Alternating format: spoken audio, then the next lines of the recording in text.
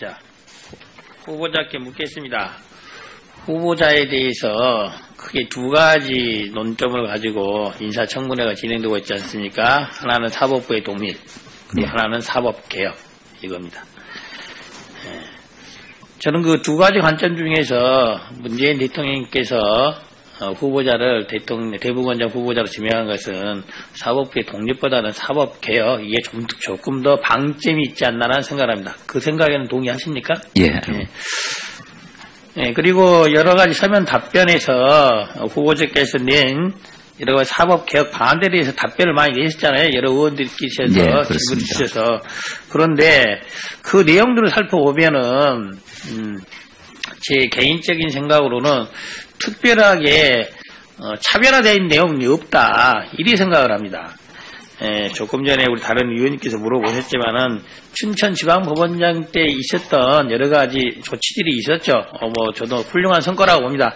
단지 그런 정도의 것만으로 사법개혁을 후보자께서 대한민국 사법부를 이끌어나갈 수 있는 일선에 설 수 있다라고 판단할 수 있을지는 아직 많이 좀 미흡한 것 같아요. 그래서 시간을 드릴 테니까 후보자께서 사법개혁 이 부분은 내가 이렇게 하겠다, 이렇게 할 것이기 때문에 이 정과는 다른 대법원장으로서의 면모를 보일 수 있겠다라는 거 한 두세 가지 정도 한번 이야기 한번 해보세요. 네. 가장 먼저 제가 종전 대법원과 다른 생각을 가지는 것은 첫 번째 국민의 신뢰 회복, 신뢰 제고 방안입니다. 종전 여태까지 어느 대법원장도 혹은 대법관도 인정하지 않았던 정관 여부를 현실적으로 제가 인정을 하고 그에 대한 대처 방안을 반드시 마련하겠습니다. 두 번째로 지금 우리 법원이 제일 처해 있는 가장 큰 고민 중에 하나가 상고심 제도 개선입니다. 1년에 4만 건이 되는 그 사건을 처리하는데 대법원이 비대화되고 대법원에 중견법관 100명이 지금 투입되어 있는 이런 상황입니다.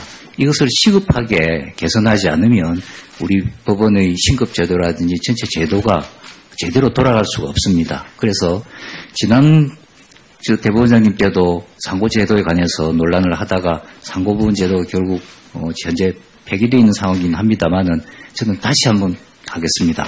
상고법원을 할지 상고허가제를 할지 아니면 고등상고부를 할지 분명히 정해서 국민들과 함께 노력하는 한편 그동안 대법원에서 부정적인 입장을 보여왔던 대법관의 정원 부분도 저는 동시에 고려할 수 있다고 그렇게 생각합니다.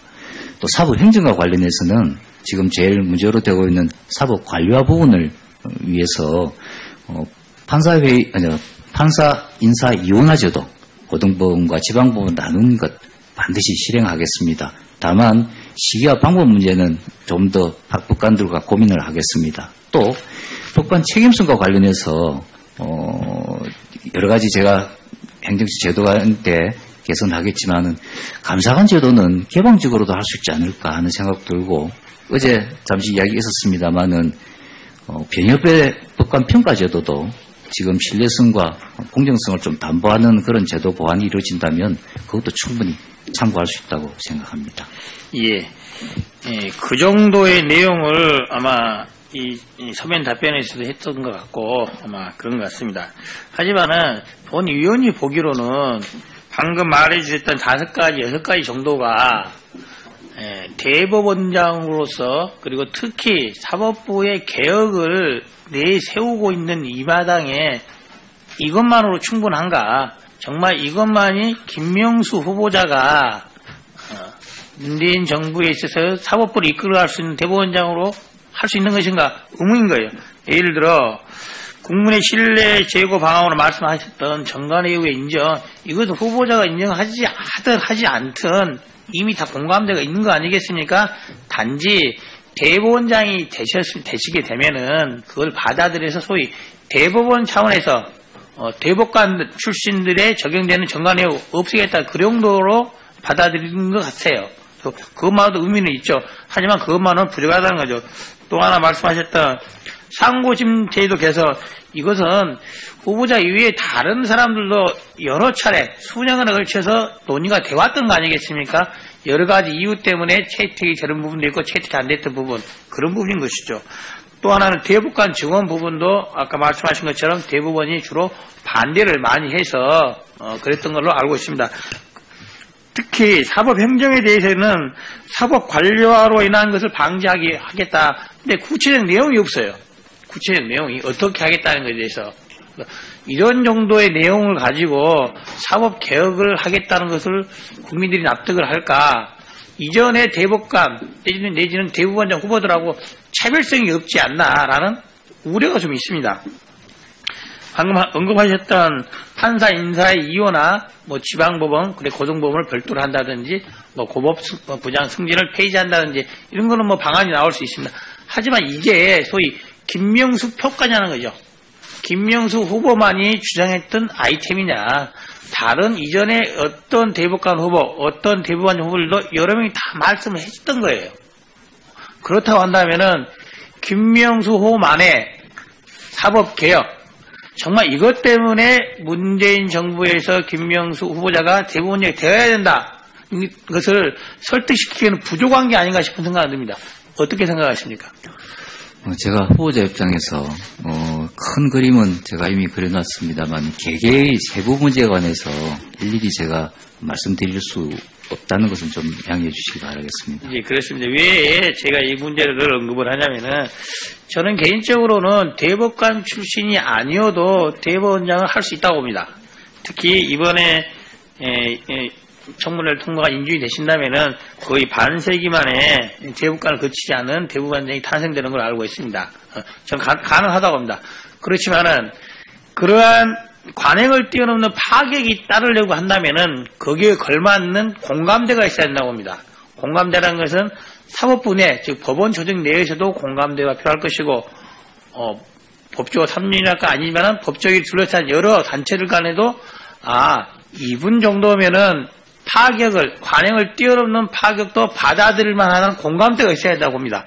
하지만은 그런 공감대에 대해서는 정말로 사법부 내에 존재하고 있나라는 데서 의문이 있는 거예요. 즉, 후보자께서 아시겠지만 올해 두 분의 대법관이 새로 선출되지 않았습니까? 예. 어제도 나왔던 말이죠. 당시 대법관 추천위원회가 있죠. 예. 대법관 추천위원회가 법원 내부라든지 법원 외부에서 변호사 출신, 또 현재 변호사든 현직에 있는 분들 간에 대법원장이나 대법관에 적합하시다고 생각되신 분들 여러 명 추천을 하지 않습니까? 예. 그래서 1차로 한 30여 명이 추천이 돼서 대법관 추천회의에서 여러 가지 방면에서 검토를 하고 8명을 최종적으로 8명을 대법원장한테 추천을 하셨죠. 예. 그 8명에는 변호사 중에서 한 3분, 그리고 법원 내부에서 5분 정도가 추천이 된 걸로 알고 있습니다.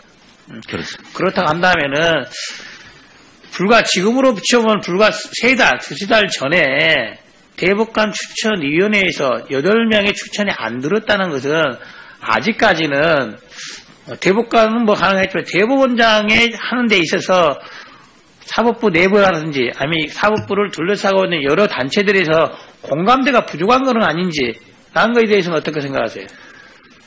그 부분은 그 당시에 대법관이 어떤 분이 필요한가 하는 그런 큰 전제하에서 아마 정해지고 틀이 만들어졌을 것 같은데 거기에 다만 제가 빠져 있을 뿐이지 방금 말씀하신 그 공감대 부분이라든지 대외관계 설득 문제가 떨어져서 제가 거기에서 빠졌다고는 생각하지 않습니다. 예, 이영조 의원님 수고하셨습니다.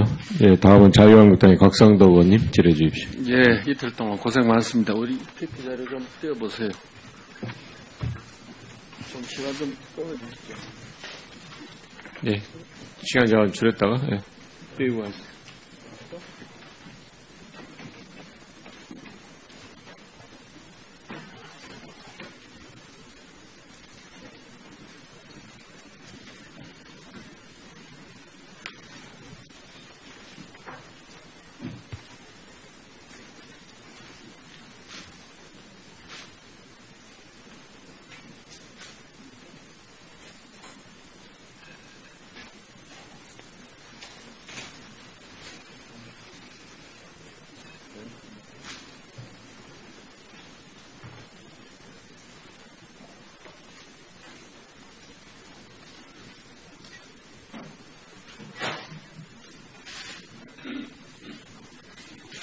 왜 안 돼?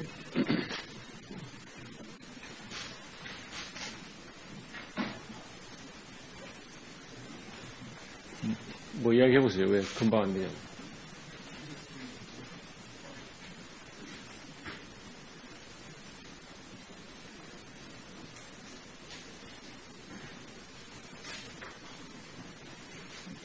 의원님, 다른 거 뒷부분 하고 하시면 안 되나요? 제가 순서가? 먼저 해볼까요? 예, 네. 해봅시다. 예. 좀 바로 하고 우리 각상도 의원님 질의하고 PPT 띄우고는 바로 뒤에 일 끊고. 얘기를 해주세요. 네. 제가 여호와의 정인 신도들의 병력 거부에 대한 무죄 판결을 저희들 의원실에서 자체적으로 한번 조사를 해봤습니다. 이게 뭐 전부는 아닌 것 같은데 2017년 9월 11일까지 우리가 조사를 해보니까 한 33건 정도가 있더라고요.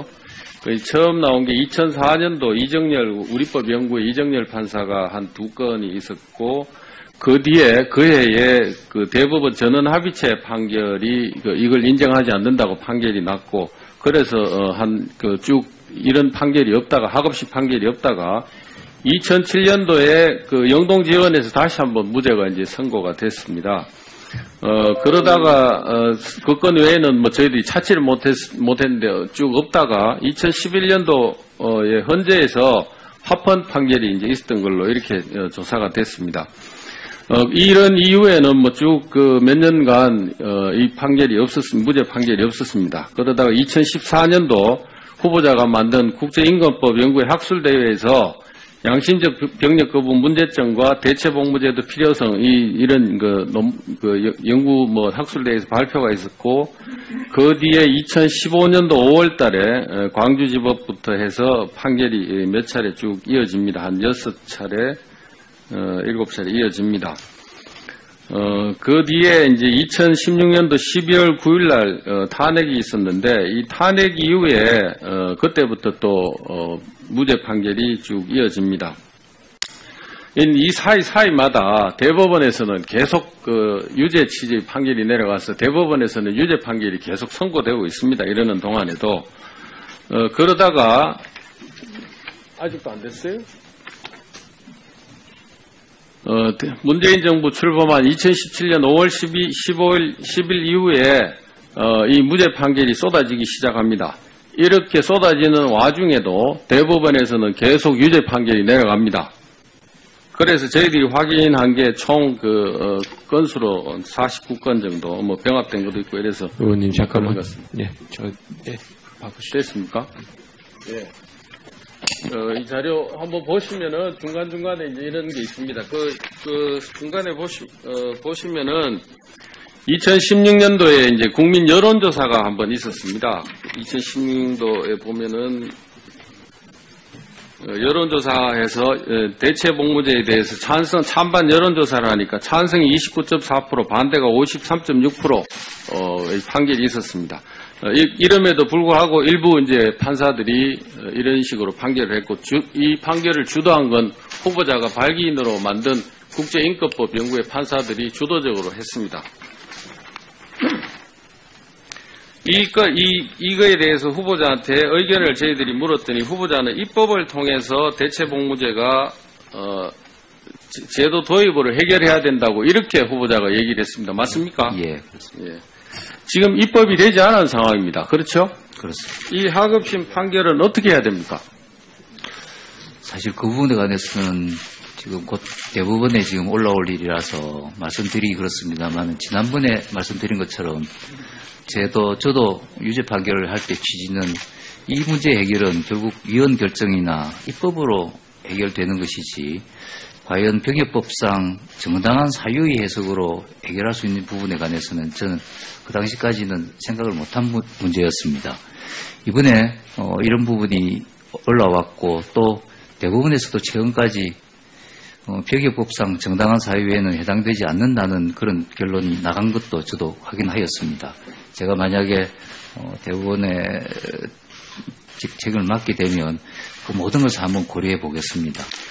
자, 그러면은, 그건 이제 나중에 대법원장이 되셨을 때 이제 얘기고, 자, 1심에 무죄되고 대법원에서는 파기환송하고 하는 이런 이제 혼란 상황을 이제 지금 지금 빚어져 있습니다. 뭐 다른 사건들도 이런 일이 더 있으리라고 저는 생각합니다만 저희들이 자체 정보 수집이 안 돼서 확인을 못하고 있을 뿐입니다.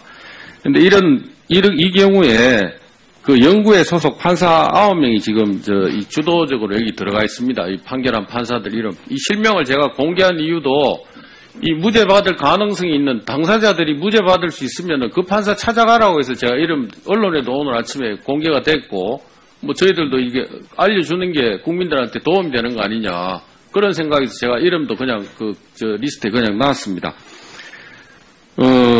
이 무죄 받을 가능성 있는 판사 찾아가야 되지 않겠습니까? 당사자들은. 그 답변을 하기 좀 곤란합니다. 대법원 판결에 대해서 무시하라는 인천지법의 오현석 판사 얘기가 있습니다. 이 남의 해석일 뿐이 대법원의 해석 통념 여론을 양심에 따른 판단 없이 추종하거나 복제하는 일은 없어야 된다고 지금 얘기합니다. 이분도 우리법, 국제인권법 연구회 소속입니다. 맞습니까? 제가 오늘 확인해가 6월 달에 그만둔 것으로 알았습니다. 6월 달에 그만뒀습니까? 예. 대법원 판결을 무시하라고 하면은 그러면 그 일반인들은 판례 공부할 게 아니라 판사 성향을 공부해야 됩니다.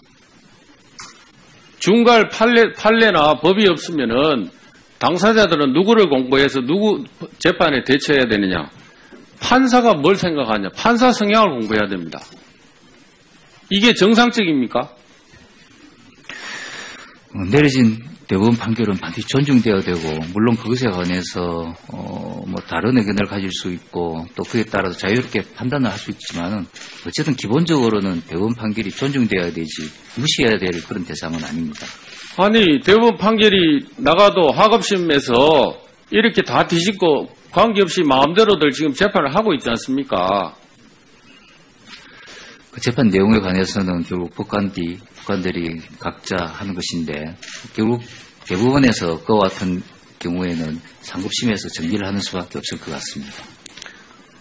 저는 후보자께서 대법원장 지금 이렇게 나와서 이렇게 하셔야 될 일이 아니고 이런 그 사법 사상 초유의 이런 사태를 초래한 인권법 연구회를 만든 발기하신 분으로 초대 회장, 2대 회장 하신 분이기 때문에 이런 사태를 만든 데 대한 책임을 저는 져야 된다고 생각합니다. 어떤 형식으로 책임을 져야 되는지는 모르겠습니다만 하급심들이 이 대책 없이 이렇게 뭐 대법원 판결하고 존중돼야 되는 대법원 판결을 무시하고 이렇게 그 판결을 쏟아내게 만든 이 사태를 주도적으로 초래한 판사들을 이렇게 한 울타리 안에 만들어 넣으신 우리 후보자께서 이 사태에 대한 책임을 저는 져야 된다고 생각합니다. 이런 건들이 유독 이 사례만 있겠습니까? 앞으로 이런 사례들이 계속 생겨날 거라고 생각합니다.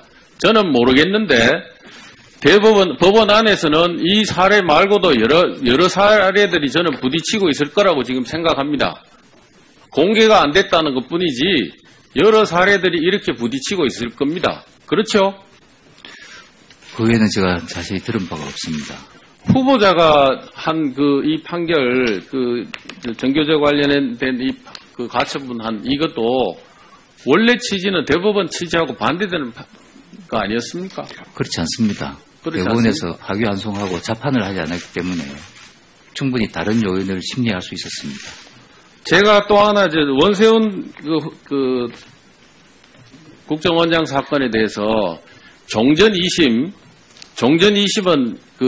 증거 없이 재판하지 않았냐 하는 생각을 합니다. 왜 그러냐면 파기환송심에서 2심에서 이 정부 출발 이후에 받은 증거 자료를 가지고 원세훈 원장에 대해서 실형을 선고하고 법정 구속했습니다. 형량도 늘려서 선고하고. 그래서 제가 과거에 종전 2심에서 증거가 뭐가 있는지 다시 한번 봤습니다. 공모관계를 인정할 증거가 뭐냐? 별게 없습니다. 그렇게 추론된다는 겁니다. 그 판사도 국제인권법 연구회 소속 판사입니다. 그 내용은 제가 잘 모르겠습니다. 국정원에 다 보도됐는데 모르는 기사인데 아니 됩니까? 이 정부 출범 이후에 국정원에 들어가서 찾은 증거를 가지고 아니, 그 내용은 제가 언론을 통해 아는데, 그 중에 인권법 연구회 판사가 있다는 것은 제가 처음 들었습니다. 판사, 김상환 판사지 않습니까? 아닙니까? 김상환 부장인가요? 예, 보충 또 질의해 주십시오. 예, 곽상도 의원님 수고하셨습니다. 이어서 더불어민주당의 기동민 의원님 질의해 주십시오. 이것만으로 충분한가? 정말 이것만이 김명수 후보자가 문재인 정부에 있어서 사법부를 이끌어갈 수 있는 대법원장으로 할 수 있는 것인가? 의문인 거예요. 예를 들어 국민의 신뢰 제고 방안으로 말씀하셨던 정관예우의 인정, 이것도 후보자가 인정하지 하든 하지 않든 이미 다 공감대가 있는 거 아니겠습니까? 단지 대법원장이 되시게 되면은 그걸 받아들여서 소위 대법원 차원에서 대법관 출신들의 적용되는 정관예우 없애겠다, 그 정도로 받아들이는 것 같아요. 그것만으로도 의미는 있죠. 하지만 그것만은 부족하다는 거죠. 또 하나 말씀하셨던 상고심 제도 개선, 이것은 후보자 이외에 다른 사람들도 여러 차례 수년간에 걸쳐서 논의가 되었던 거 아니겠습니까? 여러 가지 이유 때문에 채택이 되는 부분도 있고 채택이 안 됐던 부분, 그런 부분인 것이죠. 또 하나는 대법관 증원 부분도 아까 말씀하신 것처럼 대법원이 주로 반대를 많이 해서 그랬던 걸로 알고 있습니다. 특히 사법행정에 대해서는 사법관료화로 인한 것을 방지하겠다. 근데 구체적 내용이 없어요. 구체적 내용이 어떻게 하겠다는 것에 대해서. 이런 정도의 내용을 가지고 사법개혁을 하겠다는 것을 국민들이 납득을 할까? 분명히 정해서 국민들과 함께 노력하는 한편, 그동안 대부분에서 부정적인 입장을 보여왔던 대법관의 정원 부분도 저는 동시에 고려할 수 있다고 그렇게 생각합니다. 또 사법행정과 관련해서는 지금 제일 문제로 되고 있는 사법관료화 부분을 위해서 판사 인사 이원화제도 고등법원과 지방법원 나눈 것 반드시 실행하겠습니다. 다만 시기와 방법 문제는 좀 더 법관들과 고민을 하겠습니다. 또 법관 책임성과 관련해서 여러 가지 제가 행정처 제도가 때 개선하겠지만은 감사관 제도는 개방적으로도 할 수 있지 않을까 하는 생각 들고, 어제 잠시 이야기 있었습니다만은 변협의 법관 평가 제도도 지금 신뢰성과 공정성을 좀 담보하는 그런 제도 보완이 이루어진다면 그것도 충분히 참고할 수 있다고 생각합니다. 예, 그 정도의 내용을 아마 이 서면 답변에서도 했던 것 같고 아마 그런 것 같습니다. 하지만은 본 위원이 보기로는 방금 말해주셨던 5가지, 6가지 정도가 대법원장으로서 그리고 특히 사법부의 개혁을 내세우고 있는 이 마당에, 자, 후보자께 묻겠습니다. 후보자에 대해서 크게 2가지 논점을 가지고 인사청문회가 진행되고 있지 않습니까? 하나는 사법부의 독립, 그리고 하나는 사법개혁, 이겁니다. 저는 그 2가지 관점 중에서 문재인 대통령께서 후보자를 대법원장 후보자로 지명한 것은 사법부의 독립보다는 사법개혁, 이게 조금 더 방점이 있지 않나라는 생각을 합니다. 그 생각에는 동의하십니까? 예. 그리고 여러 가지 서면 답변에서 후보자께서 낸 여러 가지 사법개혁 방안에 대해서 답변을 많이 내셨잖아요. 여러 의원들께서 질문을 주셔서. 그런데 그 내용들을 살펴보면은 제 개인적인 생각으로는 특별하게 차별화되어 있는 내용이 없다, 이리 생각을 합니다.